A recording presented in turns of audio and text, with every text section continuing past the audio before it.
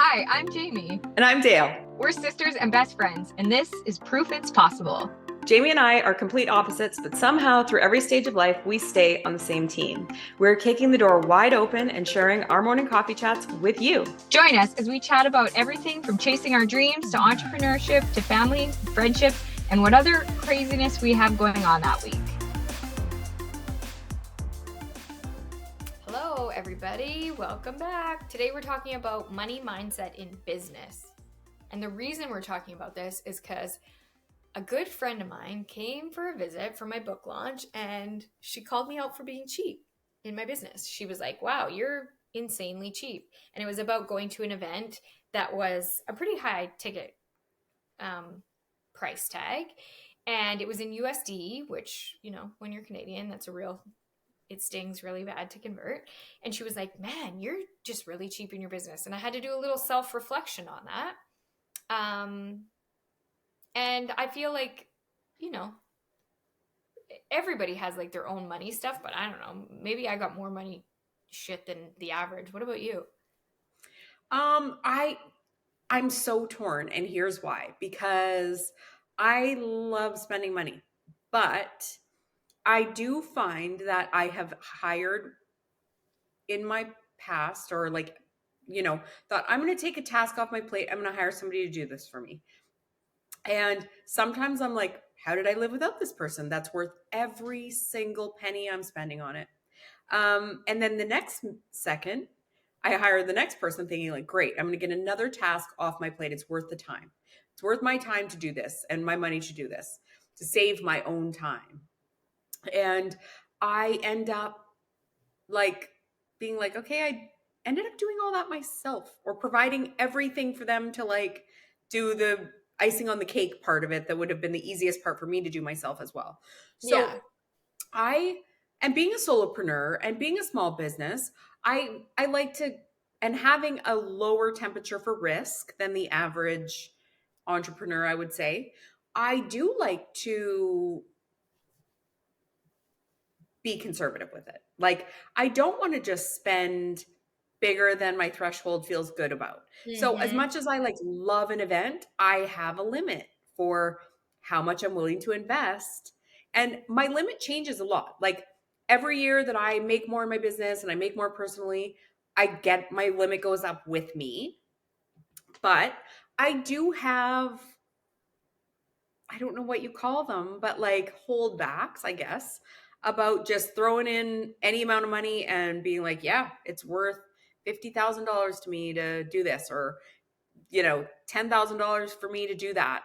So when it comes to like learning events, investing, I have a threshold and I am a little bit of a nervous Nelly about it. Mm-hmm.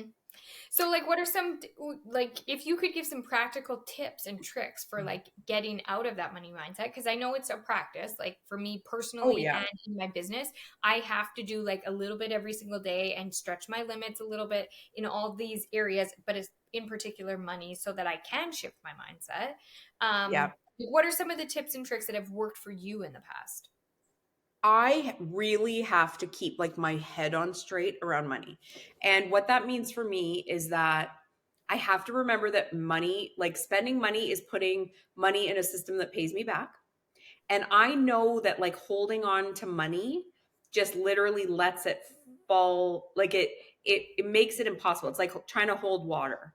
You just realize Mhm. like I can't hold on to this. There's whether I spend my own money or my business's money intentionally, or whether the universe comes in and is like, oh, you thought you saved $10,000 personally? Well, guess what? You need a new furnace. Washing You machine. need a new roof, washing machine. Something will come along and need that money eventually.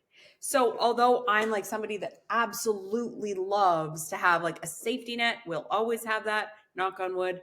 I prioritize it. I like it. It makes me feel safe, makes me feel like I can sleep at night. I definitely have to remember that sometimes big movements forward in your business, your life, your career cost money. And you have to spend the money to make more money and to learn new things and to take your next step.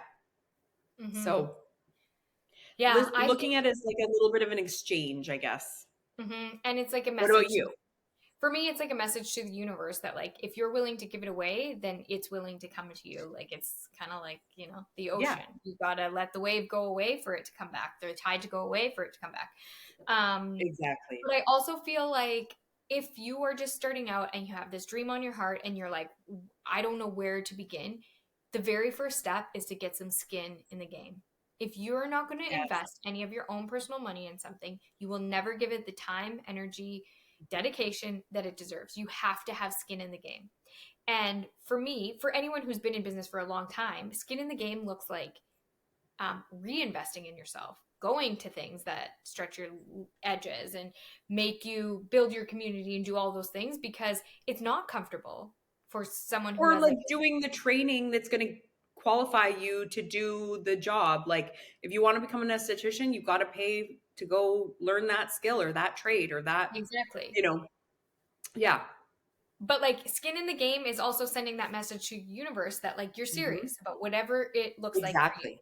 And it Yeah. doesn't have to just be for the beginner business owner. Skin in the Hmm. game for the long-standing business owner could mean learning a new skill. It could be opening a new location. It could be signing a new lease. It could be Hmm. like a plethora of other things that feel really scary in the moment, but it is putting your neck a little bit on the line so that Yeah, you are reinvested in it.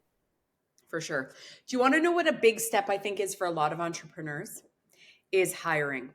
Like, and I Oh, don't mean like hiring a contractor. To me, there's a very, very big difference between hiring a contractor that like I have a contractor that I have hired that's my bookkeeper, my accountant. So they're not on my payroll. They yes. are, I pay them every month for a service they do, or I pay them once a year for a service they do, Yes. or I pay them 4 times a year for a service they do.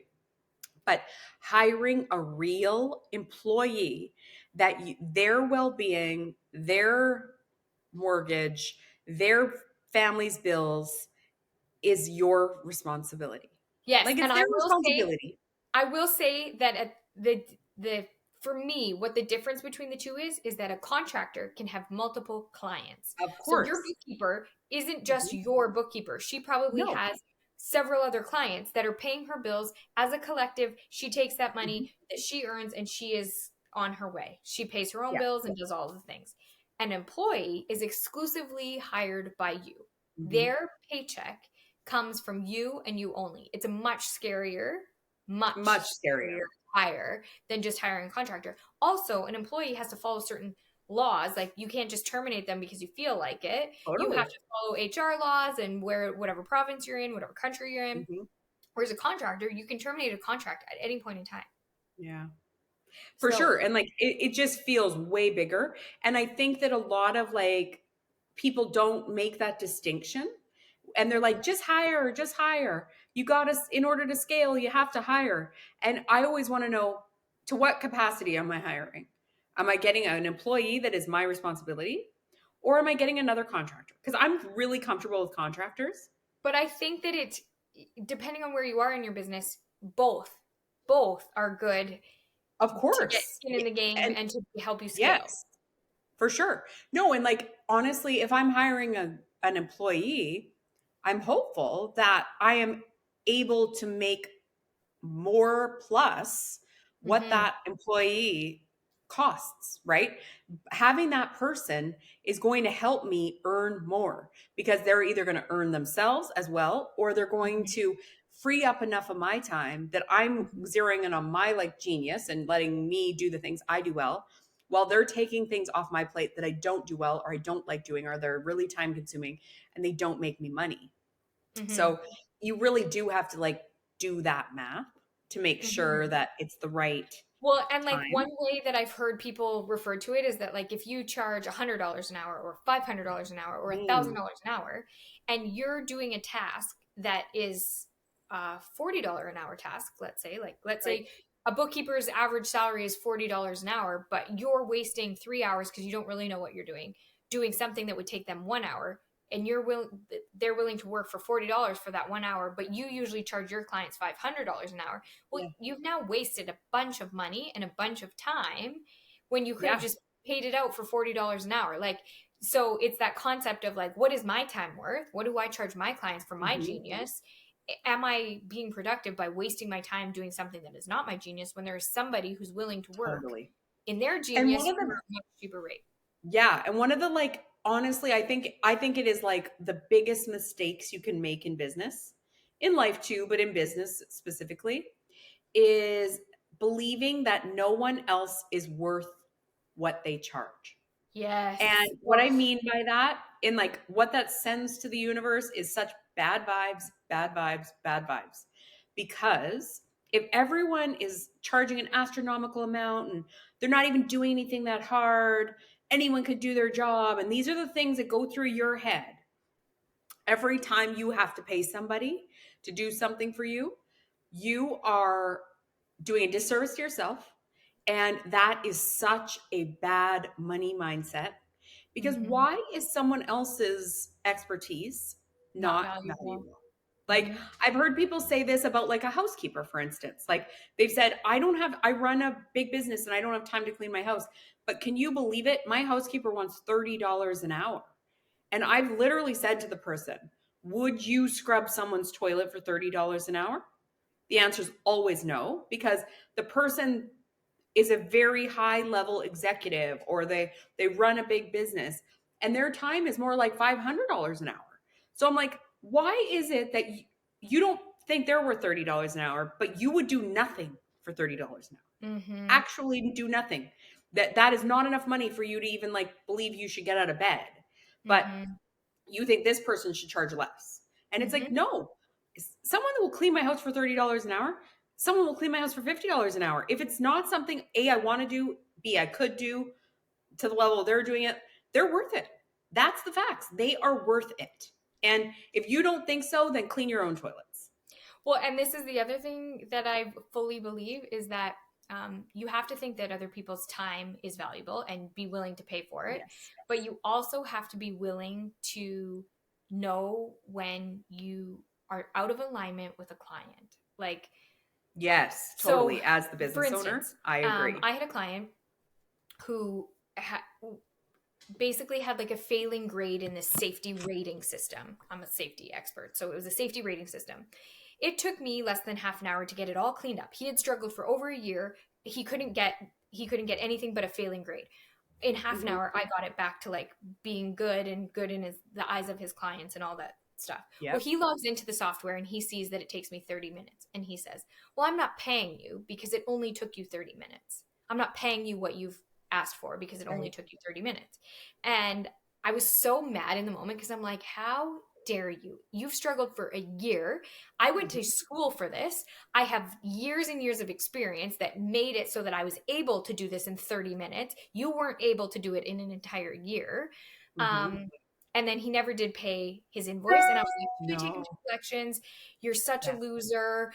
And keep in mind, his business was in a state of like failure. And I think that's because he had this negative money mindset Of and course. he didn't feel like my time was valuable and all of the other things. He's sending out really bad vibes to the universe. But then I realized that I'm like, this is just a lesson for me. I could fight him. I could fight him and, Hmm. take up more energy fighting for what I feel is rightfully mine. Or I could wish him well and be like, well, I just gave him a gift. And I now know that I will not work for people like that. So I No. will not be bullied into being like, well, it only took you. This should have only taken you. This only did take you. No, you're paying for my expertise. Hmm. My expertise is my expertise. And whether you think I didn't spend enough time on it or not, if I got you the result, then that's all that matters. So I needed to tighten up Absolutely. my contract, like the Hmm. lessons you learn. I needed to tighten up my Absolutely. contract.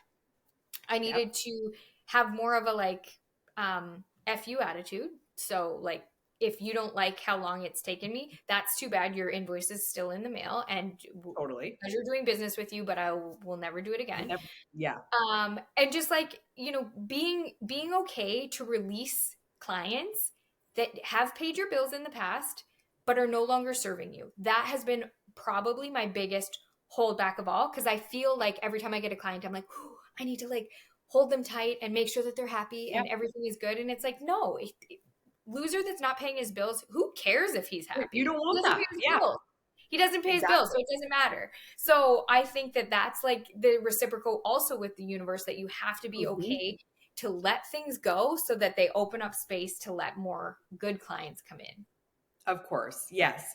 And honestly, I have like I have some red flag like client lines that they use on me. And like to give you an example, a lot of them will say start in their very initial either email or conversation or very early dealings with them. They'll say, this shouldn't take you very long. As an expert, this isn't a big deal. You'll be able to do this really easily and quickly. And it's like, yeah, you know what? You don't know how to do it, but you are also feel so Telling me how self-righteous long it should that take. you are going to tell me how long I'm allowed to take to do it. And Mm-hmm. therefore that will also dictate how much I'm allowed to charge for it. Yeah. So I now when I see that in an email or in a request for a quote or anything like that, I literally just write the person back or call them and say, I don't think we're a fit. I think that you'll find another client that or another designer or whatever that is better for you, blah, blah, blah. And quite often what ends up happening is if I do give them a quote and they know what I actually charge, they'll go get a quote from somebody else and find out that sometimes it can be up to 5 times what Mm-hmm. I quoted. And that same person probably thought, yeah, well, I don't want to work with you because you already told me what I can charge. So I'll double it or I'll triple it Mm-hmm. or I'll Yep. quadruple it. And I just gave a genuine quote. They come back and they're like, yeah, sorry, I didn't realize it would take. And it's like, I don't care if it takes 15 minutes. If you can't do You it don't have the yourself, expertise you to do don't, it. So yeah, it's that old story that it's like it's not how long it takes the expert to do it. I forget the like actual thing, but it's like it's knowing where to it's hit the knowing where to hit hammer. the hammer. Like Yeah. it doesn't Mm-hmm. matter that the guy came up and just hit the side of the airplane once and he was done and it was 1 second. It's that he knew where to do that because nobody else could Mm-hmm. figure that out. So Mm-hmm. um really like standing firm in your ability, your value. It is such a hard thing. I specifically think it's hard for women. And I Mm-hmm. think it takes years to build this muscle and get your money mindset strong.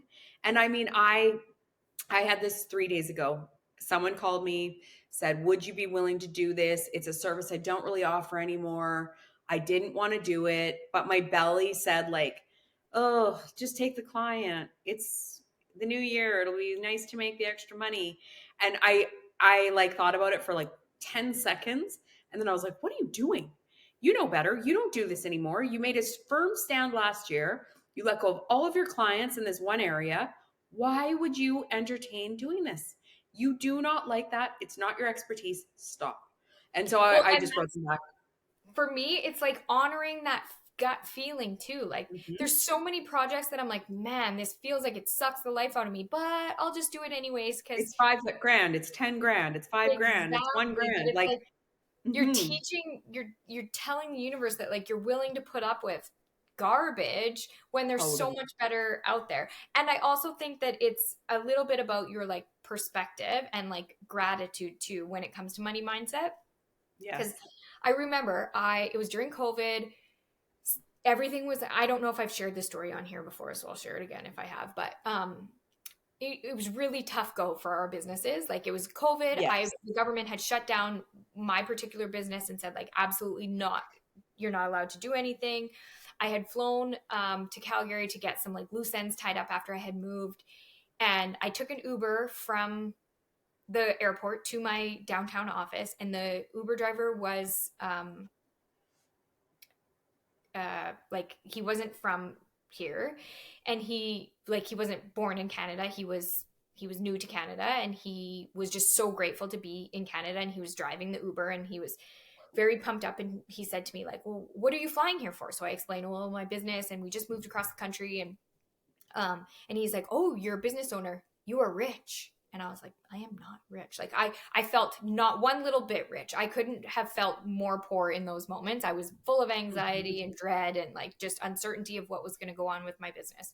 And then he's like, did you buy a house where you moved? And I said, yes. And he was like, you're a homeowner? You are rich. And I was like, I Mhm. am not rich. Like I do not feel rich. But I just like listened to him and chatted with him. And he said, "You have a family, you are rich." And I was like, oh my goodness, like I really got to do a little self-reflection on everything that he said, because it wasn't just like the fact that I owned a business, and it wasn't the fact that I had a family. It was the fact that I was living everything that he had dreamt about from the day he was born. He wanted to be a Canadian. He wanted to have a family. He wanted to come here and be a business owner. He wanted to own a home. All of things that felt really out of touch for him, like really out of reach. And he might never get to do all of those things. So he was looking at my life thinking, wow, this girl's got it all. Meanwhile, I'm thinking, my whole world is coming to an end and I have nothing and I'm poor. And as soon as I got out of that Uber, I was like, I got to shift my mindset, because I am rich. I'm rich in like love and abundance, and nothing bad had happened in my business. I just thought it potentially could. And that was enough to like steal my joy, and I needed to smarten up. So I do think that it is a lot about the way we see the world too. Oh, for sure. And like, what a gift that guy was to you. Like, you were meant to get in that Uber that day so that he could give you a little check-in and be like, okay, you're living the dream. You have no idea how lucky you are. And that's the facts. I mean, that is the facts about all of it, is that how many of our thoughts and our ideas and worries are real, or are they just perceived? They're made up. Like, they are actually made up. And like, the thing is I have like a set of challenges being a person in a wheelchair, but I still have a roof over my head. I have a loving husband. I have a loving family. I have a million opportunities. So it's like, even my real challenges, not that they don't deserve some airtime in my world, and I'm not saying they're not real. They definitely can come with a different perspective on, at least I'm still getting out of the bed by myself every day, versus it's really hard for me. I'm still independently doing all of my own, showering, blow drying my hair, getting my makeup on. There might be a day where I can't do all that stuff. I don't know. So for today, I'm grateful for all that stuff. And it's hard to remember when you're feeling down in the dumps about your business, or you don't feel like you're making as much money as you want to. But like, the fact of it is, if we stop and count our blessings, our money mindset will immediately improve itself. 100%. Okay, I want to hear about all of your tips and tricks to get your head and your money mindset on straight. We are so grateful you're here. It would mean the world to us if you'll subscribe to our podcast and YouTube channel and leave us a review. If you want to hear more from us, go to proofitspossible.com to join our mailing list and find our social links so you don't miss a thing. Thanks, and chat next time.